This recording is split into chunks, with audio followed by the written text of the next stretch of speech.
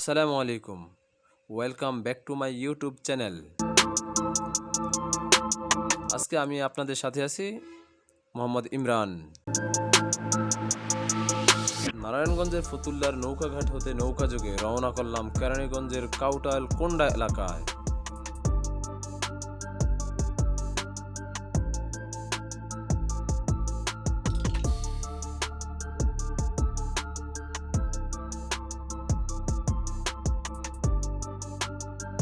এবার আমরা চলে এলাম নৌকাঘাটে।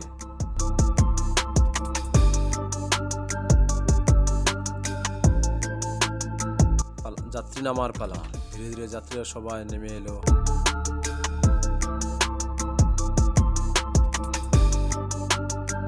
আমরা শুরু করলাম সর্বপ্রথম বসুন্ধরার দিকে যাত্রা। সকালবেলায় শীতের কুয়াশায় রওনা করলাম কেরানীগঞ্জের কোন্ডা এলাকায়। আসলে এখানে যাত্রাপথে একটি মাদ্রাসা পড়লো। মাদ্রাসাটি আসলে হাই স্পিড কোম্পানি কর্তৃক পরিচালিত হচ্ছে। মাদ্রাসার নাম হচ্ছে ফারজানা বেগম হাফিজিয়া মাদ্রাসা। তারপরে চলে এলাম আমরা এবার বসুন্ধরা এলাকা। আসলে এখানে অনেক বড় বড় লঞ্চ শিপ তৈরি করা হয়। এটা হচ্ছে বসুন্ধরার মেন ফটক। আপনারা যারা আসছেন আসলেই আসলে দেখতে পাবেন। আর এটা হচ্ছে বসুন্ধরার বিশাল বিস্তৃত একটি মাঠ। বৃষ্টি এবং বর্ষার সময় এটি দেখা যায় সবুজ এবং খুব একটা ফসলি মাঠের মতো। আর এই সময় যখন আপনারা দেখতেছেন এটি দেখা যায় একেবারে দুদূর মরুভূমির মতো। এখানে নাই কোনো বৃক্ষ, এখানে যা ঘাস আছে সব কিছু একেবারে শুকিয়ে আছে। কোনো কোনো মানুষ সকালবেলা এখানে হাঁটা চলাফেরা, ব্যায়াম করা এই ইত্যাদি কাজে। এবার আমরা চলে এলাম আমাদের ওই বসুন্ধরা মাঠ পেরিয়ে একটি চায়ের দোকান। আসলে শীতের সকালের চায়ের দোকানের আড্ডাটাই একটা অন্যরকম একটা মজার বিষয়। আপনারা যারা আছেন আসলে শীতের সকালবেলায় এরকম চায়ের দোকানের মজাটা আপনারা যারা নিতে চান তাহলে আপনারাও চলে আসুন। বসুন্ধরার এখানে দুই একটি হালকা পাতলা চায়ের দোকান আছে, ফাঁকে ফাঁকে অন্যান্য দোকানও আছে। তো আসেন সকালবেলা এখানে চাও খেতে পারেন। অবশ্যই এই দোকানের চাটা একটু রং চা, আসলে একটা মজাদার অন্যরকম, তবে লিকারটা একটু বেশি। আপনারা যদি পারেন এসে খেতে পারেন, দেখতে পারেন। আর এখানকার এই বসুন্ধরা মরুভূমির মতো দৃশ্য আপনারা সেটা উপভোগ করতে পারেন।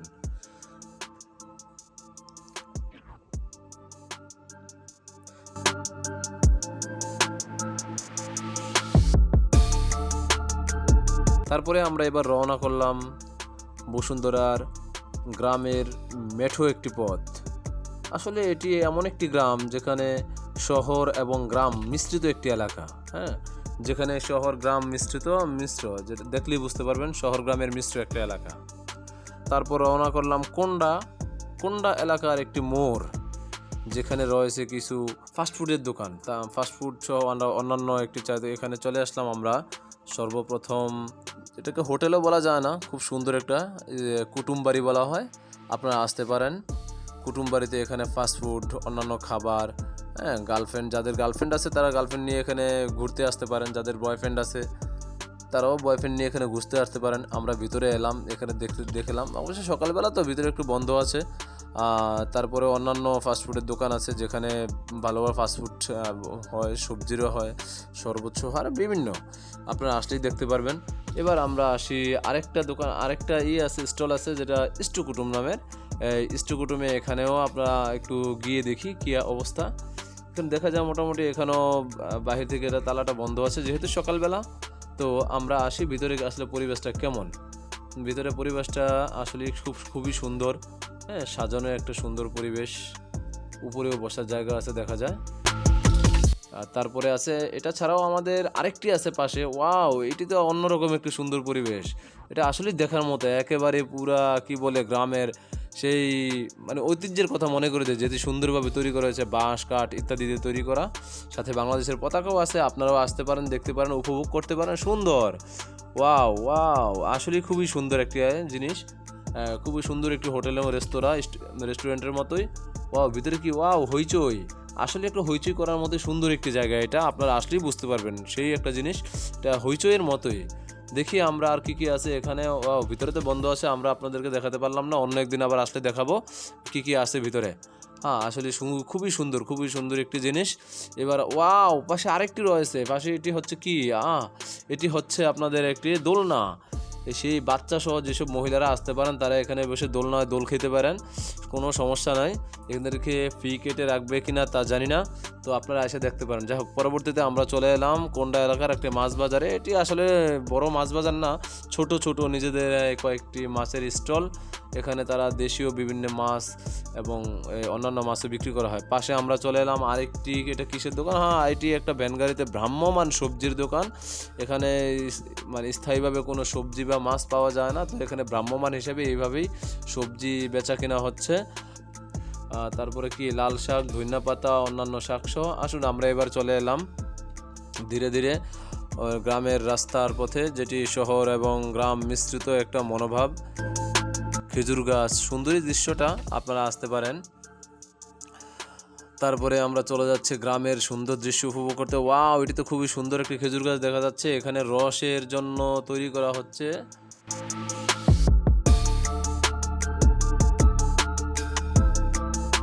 ওয়াও, এখানে তো রসও পড়তেছে দেখা যাচ্ছে এক সাইড দিয়ে। হ্যাঁ, এখানে হাঁড়ি পাতলে হাঁড়িও এখানে রস খাওয়া যাবে।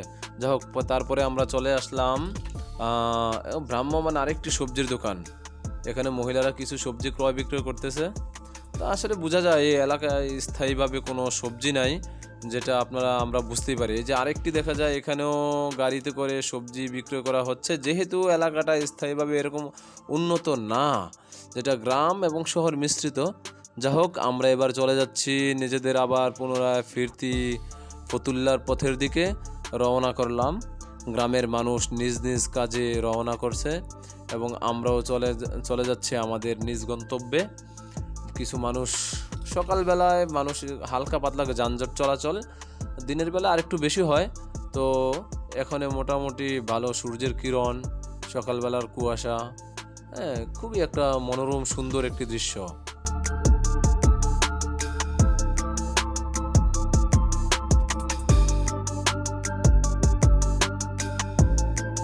চলুন আমরা পরবর্তীতে চলে যাচ্ছি আরেকটি সুন্দর বিষয় দেখার জন্য, সেটি আপনাদেরকে দেখানোর জন্য অপেক্ষায় আছি। ওয়াও, খুবই সুন্দর, পাশে একটি নৌকা, কয়েকটি নৌকা এবং খুবই সুন্দর একটি দৃশ্য, যেন গ্রামের সেই নদীর পাশে কিছু নৌকা বাঁধা থাকে সারি সারি, সেরকম সুন্দর দৃশ্য। আপনারা দেখলে চলে আসুন, আপনারাও আসুন।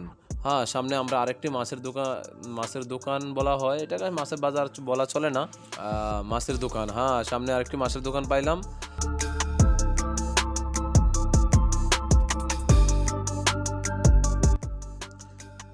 তারপর দেখা যাচ্ছে না, এখানে স্থায়ীভাবে কয়েকটি দোকান আছে, খুবই অল্প শাকসবজি বিক্রি হয় এখানে।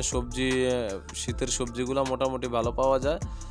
হ্যাঁ, তারা ফতুল্লা, নারায়ণগঞ্জ, আশেপাশের অন্যান্য থানা এলাকা থেকে এগুলো ক্রয় করে নিয়ে আসে, যে সকালবেলায় সারাদিন বিক্রি করে।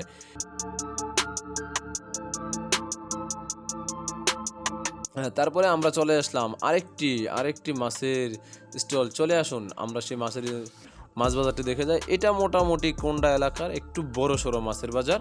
এখানে যদিও বেশি বড় সাইজের বা অনেক বেশি মাছ পাওয়া যায় না, তারপরেও মোটামুটি কোন্ডা এলাকার মধ্যে এটাকে একটা মাছ বাজার বলা যেতে পারে। আপনারাও দেখতে পারেন এখানে আশপাশের অন্যান্য স্থান থেকে এখানে একটু কম মূল্যে মাছ পাবেন। হ্যাঁ, এখানকার সরাসরি কেউ মাছ ধরে, কেউ অন্য জায়গা থেকে বিক্রি করে ইলিশ মাছ, পাবদা মাছ, পুঁটি মাছ, তেলাপিয়া মাছ, মাগুর মাছ, পাঙ্গাস মাছ, চিংড়ি মাছ সহ বা অনেক প্রজাতির মাছ আছে। মোটামুটি যথেষ্টভাবে ভালো মাছ এখানে পেতে পারেন। হ্যাঁ, যে মাছগুলো আসলে সবাই এখান থেকে কিনতে পারে।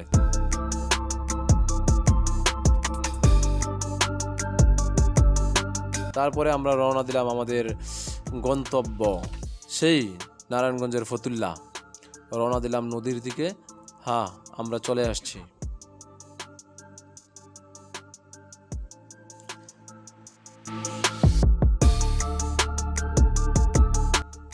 আমরা চলে এলাম আমাদের পুনরায় সেই ডিঙ্গি নৌকা। এখান থেকে যান্ত্রিক নৌকার মাধ্যমে আমরা চলে যাব নারায়ণগঞ্জ।